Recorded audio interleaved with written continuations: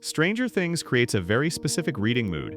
It mixes small-town familiarity, adolescent curiosity, hidden danger, and a steady sense that ordinary places can turn unsettling after dark. That means the best companion books are not simply horror novels. They need atmosphere. They need strong place. They need the feeling that friendships, families, rumors, and local history matter as much as the threat itself. For this guide, I am matching books to 3 lanes that most Stranger Things fans respond to. The first lane is nostalgia horror, where childhood memory and danger sit close together. The second lane is emotional coming of age, where the bond between young people carries the whole experience.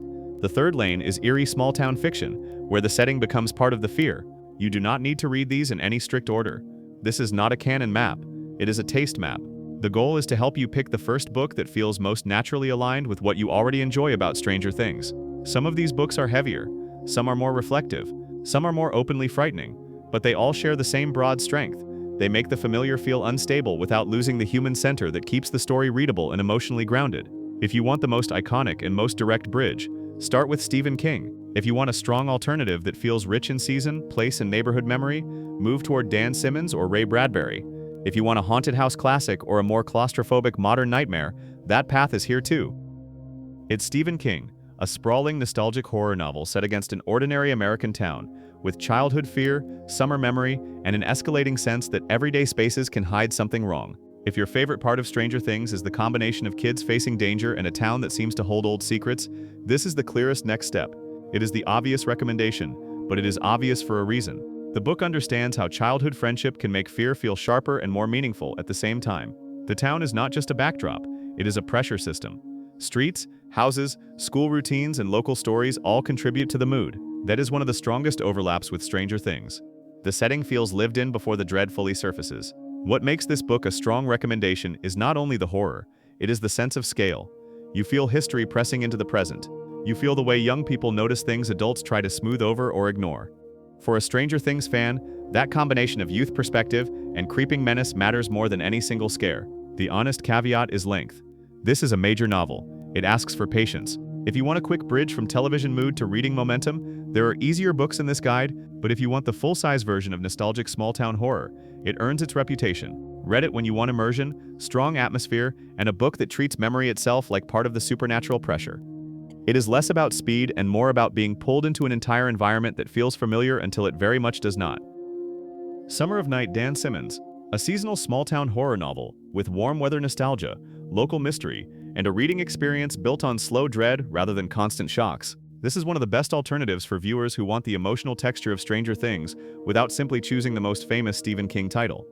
Summer of Night leans hard into place. You feel the roads, the weather, the school rhythm, and the way young people move through a town when adults are near but not fully present. That structure will feel familiar to anyone who likes stories where the community itself shapes the tension. Another reason it works well here is pacing. The book gives you time to settle into the environment before it turns the screws.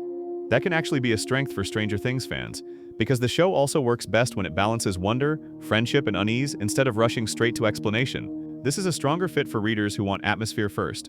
It is not trying to be witty, flashy, or ultra-modern. It wants to pull you into a season and let the season become threatening. The tone is serious and immersive. The danger feels close to ordinary life. The caveat is that it asks for patience in the early stretch. If you want immediate velocity, choose Bird Box or The Institute first. If you want a fuller, moodier, and more literary version of the same broad, small-town fear that makes Stranger Things work, this is one of the smartest picks on the list. The Body, Stephen King. A reflective coming-of-age novella with a nostalgic tone, intimate friendships, and a small-town backdrop that turns youthful adventure into something emotionally lasting. This is the least horror-forward recommendation in the guide, and that is exactly why it belongs here. A lot of people say they love Stranger Things for the monsters, but what they often return to is the bond between the kids and the sadness of growing up. The Body captures that emotional lane exceptionally well.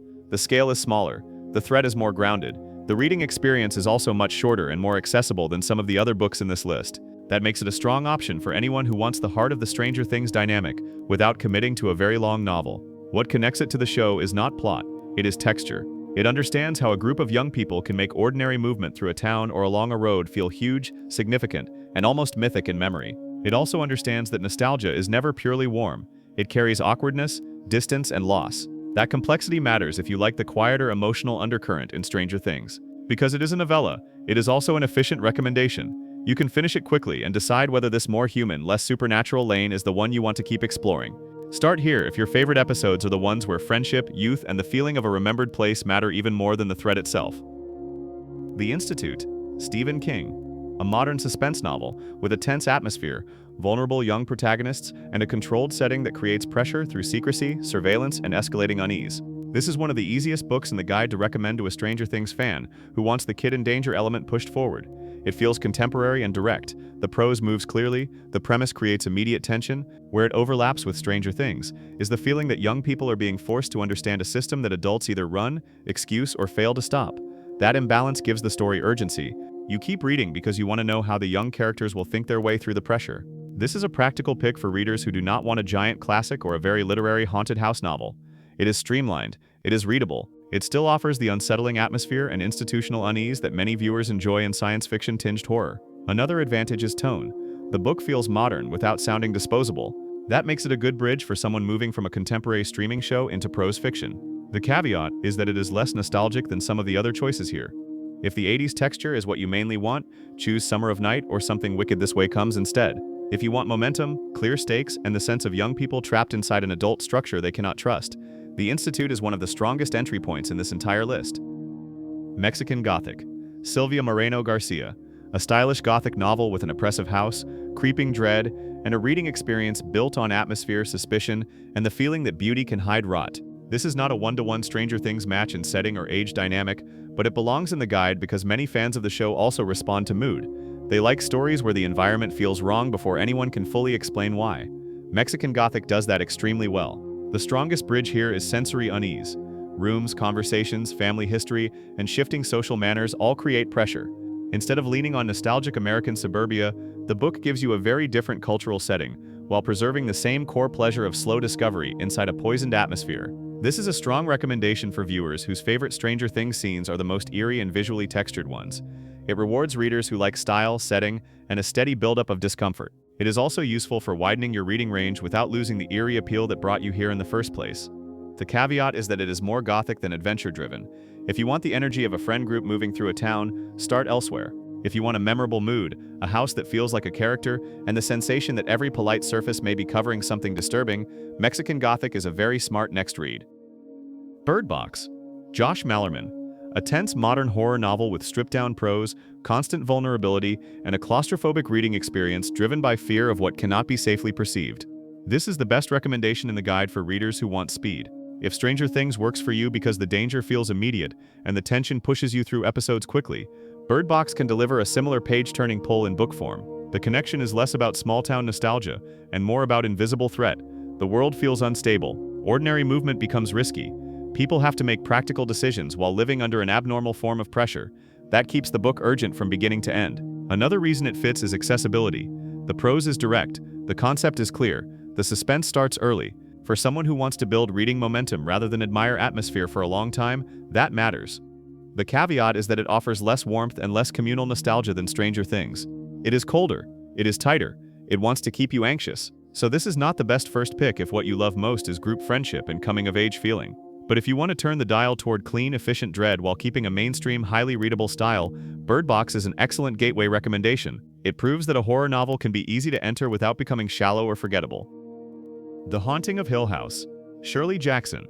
A classic haunted house novel with elegant prose, psychological pressure, and an atmosphere that makes space itself feel uncertain and emotionally unstable. This is the guide's classic literary choice. It is ideal for a Stranger Things fan who wants the eerie side of the show in a more refined and controlled form.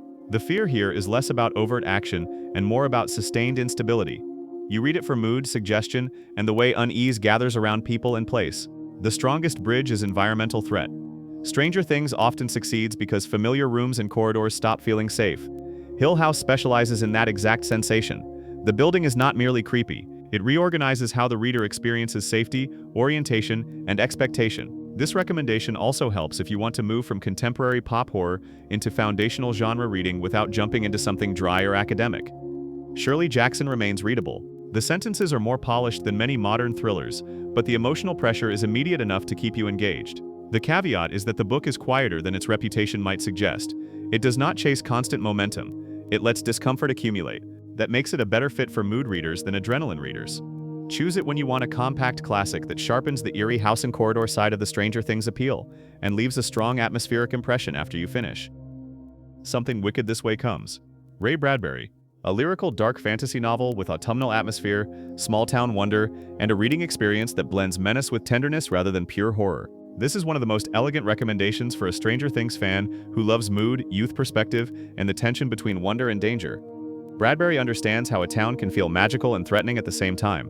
That overlap with Stranger Things is strong.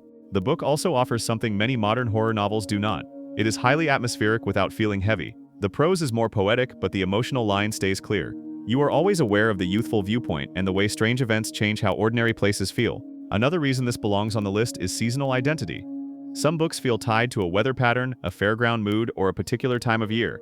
Stranger Things often creates that same temporal identity around bikes, basements, school breaks, and neighborhood spaces. Bradbury is excellent at making time and place emotionally vivid. The caveat is style.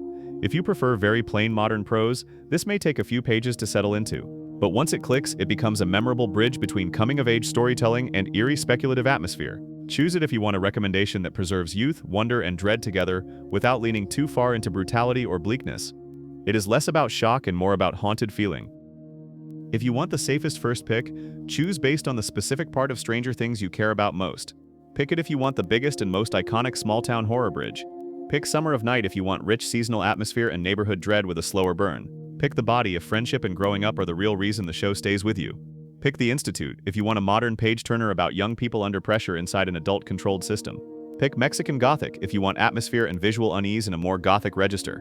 Pick Bird Box if speed and tension matter most. Pick The Haunting of Hill House if you want a compact classic with elegant dread.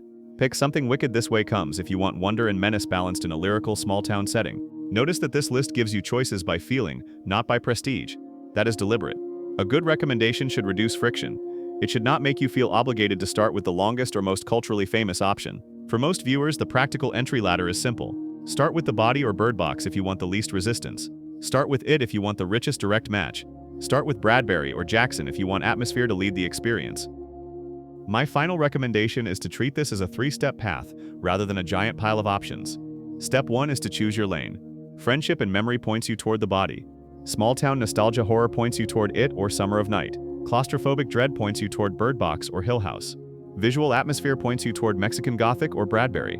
Step 2 is to keep the second book adjacent, not radically different. That preserves momentum. If you start with It, follow with Bradbury or Simmons. If you start with Bird Box, follow with Hill House or The Institute. If you start with The Body, move into Something Wicked This Way Comes or Summer of Night. Step 3 is to let your reading taste branch out after that. The goal is not to imitate Stranger Things forever. The goal is to use its mood as a bridge into horror, dark fantasy, and atmospheric fiction that you will probably enjoy for years. If you want the single easiest recommendation for most viewers, I would start with The Body for emotion, then Bird Box for momentum, then It when you are ready for the fullest version of the small-town nostalgia horror experience. That progression is beginner-friendly, spoiler-safe, and strong enough to move you from familiar streaming taste into a wider reading habit.